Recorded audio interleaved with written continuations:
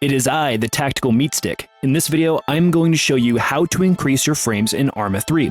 Before we get into this, review the video linked in the top right of the screen, being the PC health and optimization video. That is a great baseline, make sure everything's updated, so we'll have very little problems throughout this process.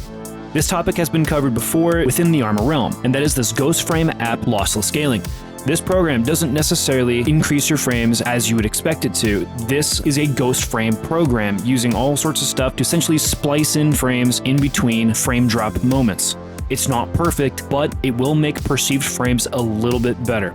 So step one is to purchase lossless scaling and go ahead and launch it. There's a handful of different modes, and I'm sure there's other videos out there that explain exactly how all this stuff works, but for me, the best performance I have seen with minimal screen tearing is disabling G-Sync support. I'd recommend taking off draw FPS so you don't have like this FPS counter up on your screen 24/7, it's kind of annoying, and then have mode to fixed, multiplier 2, type LSFG 3.1, scaling type off, and then under capture API is DXGI with QTarget 1. There's a handful of other settings down here, such as your GPU and display. Make sure this is all set up for whatever monitor it is that you're playing your game on. Now that we have all this stuff set up here, let's go ahead and launch Arma.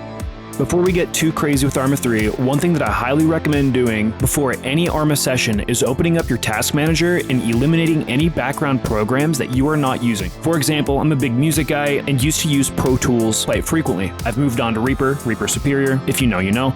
But Pro Tools is created by a company called Avid, however the fuck you say that, and you'll see that there's a whole bunch of programs in here that are running that I do not need. So, I can type in Avid and task on all of this stuff. Now, the reason this is important is we want to make sure that your PC has as much resources as possible, especially in regards to memory and CPU. And you'll see we got EA background services in here. I hate EA, fuck EA. We got voice mod in here too, cringe. And there's a handful of other stuff in here like Microsoft Edge. I don't even use Edge. I do not like edging. And then we got Game Bar. I don't even know what that is. Gaming services, I don't know what that is. It has the Xbox mark, so fuck it. Microsoft Teams, I don't need my business looking at my balls through my stream cam while I'm jorking it on Arma 3. We got the Star Citizen launcher over here running for some reason. Get rid of that. With that out of the way, head on over to your video options.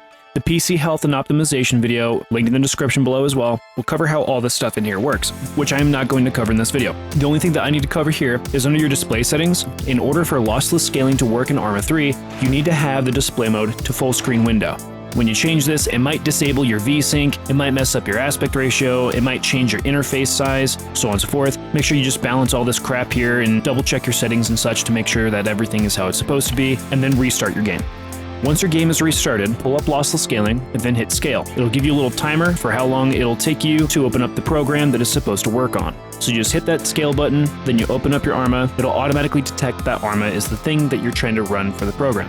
Essentially how this works is for the multiplier, this is how many times your current frames are getting multiplied by ghost frames. So if you're running at 30 FPS and you have the multiplier at 2, then your perceived FPS will be 60. I do not recommend going above 2 whatsoever. The 2 is even pushing it. I would recommend 1.5, but since my PC can handle it, and I usually have good frames because I don't run a shit computer like a lot of you fucking goofballs do, in that case, I would run the multiplayer at 1.5 rather than a flat 2. Now with that said, the video that you guys are watching right now is locked to 60 FPS. All of my videos are, so you guys will not really notice the FPS change on your end, but on my end, it is rather significant. If you're a member of Task Force Trauma, I highly recommend installing this program and giving it a try.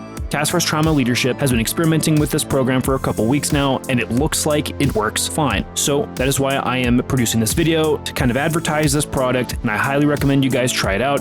Anyways, that's it for this video today, guys. Take it easy. If you guys would like to join a hardcore tactical realism Arma 3 community, go ahead and join Task Force Trauma, link in the description below. Good luck, guys.